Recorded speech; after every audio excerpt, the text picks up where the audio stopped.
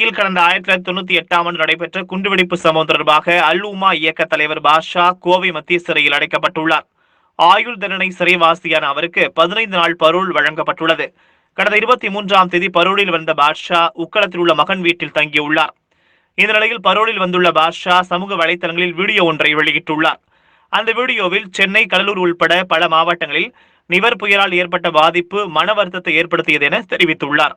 இந்த சூழலில் சாதி, மத, இன, மொழி வேறுபாடு இன்றி அனைத்து மக்களும் ஒன்றிணைந்து பாதிக்கப்பட்ட மக்களுக்கு உதவி செய்தது நெகிழச் செய்தது என்றும் தெரிவித்திருந்தார்.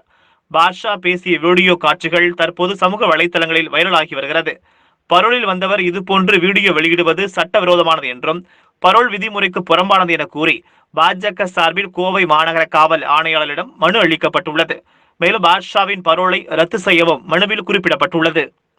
எம் கலைச்செல்வன், தலைவர், வழக்கறிஞர் பிரிவு, பாரதிய ஜனதா கட்சி, கோவை மாநகர் மாவட்டம். கடந்த 1998ஆம் ஆண்டு கோவையில் நடந்த குண்டுவெடிப்பில் கிட்டத்தட்ட 58க்கும் மேற்பட்டவர்கள் இறந்து போனார்கள். அந்த வழக்கில் சம்பந்தப்பட்டு தண்டனை பெற்ற பாட்ஷா அவர்கள் கோவை மத்திய சிறையிலே தண்டனையை அனுபவித்துக் கொண்டிருக்கிறார்கள். இந்த சூழ்நிலையில் பாட்ஷா அவர்கள் பரோலில் தற்போது வெளியே வந்துள்ளார்கள்.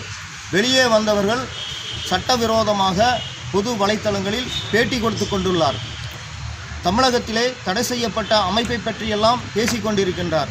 எனவே அவருடைய பரோலை ரத்து செய்ய வேண்டும் என்று நாங்கள் இன்று எங்களுடைய தமிழக பாரதிய ஜனதா கட்சியினுடைய பொதுச் செயலாளர் டாக்டர் GKS செல்வகுமார் அவர்களின் அறிவுறுத்தலின் பேரிலும் மாவட்ட தலைவரார் நந்தகுமார் அவர்களுடைய ஆலோசனையின் பேரிலும் இன்று கோவை மாநகர காவல்துறை ஆணையாளரிடம் ஒரு மனு கொடுத்துள்ளோம். அந்த மனுவிலே அவருடைய பரோலை உடனடியாக ரத்து செய்ய வேண்டும் என்றும் எதிர்காலத்தில் அவருக்கு பரோல் கொடுக்கக்கூடாது என்றும் நாங்கள் தற்போது மனு கொடுத்துள்ளோம்.